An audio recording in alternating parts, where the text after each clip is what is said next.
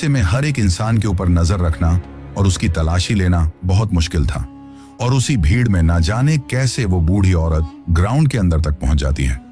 लेकिन उसका ग्राउंड के अंदर तक पहुंचने का क्या मकसद था, इसके बारे में किसी को कुछ भी पता नहीं था। लेकिन तभी पब्लिक के अंदर सिविल ड्रेस में जो कमांडोज थे, उनमें से किसी एक की नजर उस बूढ़ी औरत के ऊपर पड़ जाती है। इसके बाद तुरंत हाई अलर्ट मैसेज क्रिएट किया जाता है और किसी भी तरीके से उस औरत को पकड़ने की कोशिश की जाती है। लेकिन भीड़ का फायदा उठाते हुए धीरे धीरे वो औरत लोगों के बीच से होते हुए सबसे आगे वाली लाइन तक पहुंच जाती है और ठीक उसी जगह पर जाकर खड़ी हो जाती है जिस जगह के सामने से होते हुए कुछ ही मिनट में प्रधानमंत्री मोदी गुजरने वाले थे। पर तभी एसपीजी की एक महिला कमांडो के द्वारा उस बूढ़ी औरत का हाथ पकड़कर उसे खींचते हुए साइड में ले जाया जाता है। लेकिन ताज्जुब वाली बात यह थी कि जिस वक्त वो कमांडो उसको साइड में ले जाना चाह रही थी, उस वक्त वो बूढ़ी औरत वहां से बिल्कुल भी नहीं हिलती है और जबरदस्ती वहीं पर खड़े रहने की कोशिश करती है, जिसके बाद बलपूर्वक वो कमांडो उसको वहां से खींचते हुए साइड में लेकर जाती है और फिर बाकी के कमांडोज के द्वारा उसे एक सीक्रेट जगह पर ले जाया जाता है ताकि पब्लिक में किसी को भी इस बात की भनक ना लगे।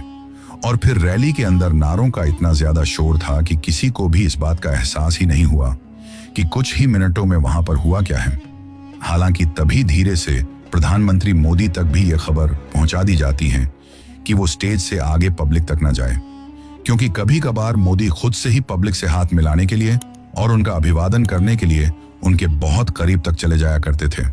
लेकिन इधर जैसे ही उस बूढ़ी औरत को साइड में ले जाया जाता है और उसकी तलाशी ली जाती है, तो तलाशी लेने वाले कमांडो के हाथ कांप जाते हैं,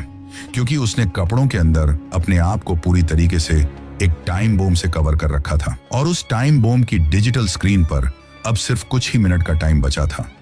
पर उस बूढ़ी औरत के पास कोई भी रिमोट नहीं था। साथ ही उसके हाव भाव और बोलचाल को देखकर भी सुरक्षा एजेंसियों को यह समझ में आ गया था कि यह कोई पढ़ी लिखी औरत नहीं है,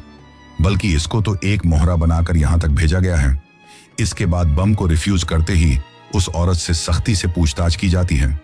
जिसके बाद वो सारी बातें उगल देती हैं और उसी इंट्रोगेशन में मोहम्मद शेख का नाम निकलकर सामने आता है। पता चलता है कि मोहम्मद शेख धर्म की आड़ में आतंक फैलाने वाले पॉपुलर फ्रंट ऑफ इंडिया यानी कि पीएफआई का हिंदुस्तान की सरजमीन पर एक एजेंट था। इसके साथ ही यह भी पता चलता है कि उस दिन प्रधानमंत्री मोदी के ऊपर वो फिदायनी आत्मघाती आतंकवादी हमला सफल होते ही उस बूढ़ी औरत की तरह ही वो बाकी के जो 4 लोग थे, वो देश के बाकी के अलग अलग शहरों में बम ब्लास्ट करने वाले थे, ताकि देश में ऐसी स्थिति बन जाए जिसको संभाला ही ना जा सके। लेकिन वो 4 लोग कहां थे, इसके बारे में उस औरत को कुछ भी पता नहीं था। ऐसे में उसी रात को सुरक्षा एजेंसियों ने शाहीन बाग के उस इलाके से मोहम्मद शेख को उठा लिया था। लेकिन बाद में पता चलता है कि जिस वक्त उसको घर से उठाया गया था, उस वक्त अगर इस काम को करने में दिल्ली पुलिस और एनएसजी के कमांडोज सिर्फ आधे घंटे भी लेट हो जाते, तो मोहम्मद शेख शायद कभी भी पकड़ में नहीं आता, क्योंकि जिस वक्त उसके घर का दरवाजा खटखटाया गया था, उस वक्त वो अपने घर के अंदर हड़बड़ाहट में अपना सारा सामान ही पैक कर रहा था और वहां से फरार होने की फिराक में था,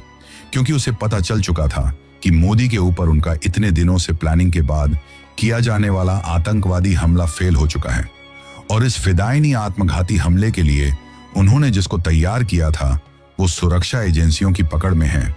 तो अब उसको किसी भी वक्त पकड़ा जा सकता है। इस बात का उसे अच्छी तरीके से अंदाजा था।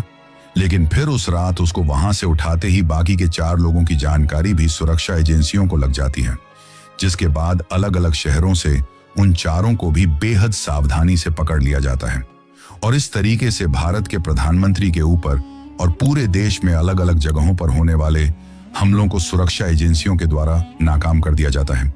और इन सब में भारत के राष्ट्रीय सुरक्षा सलाहकार अजीत डोवाल और दिल्ली में चाय की दुकान चलाने वाले महेश का बहुत बड़ा हाथ था, क्योंकि अगर महेश के द्वारा शुरू में मोहम्मद शेख के घर पर आने जाने वाले अनजान लोगों की इंटेल न मिलती, तो शायद इस कड़ी को कभी सुलझाया ही नहीं जा सकता था और जब तक सुलझाया जाता तब तक शायद बहुत देर हो चुकी होती और वो लोग अपने मकसद में कामयाब हो जाते।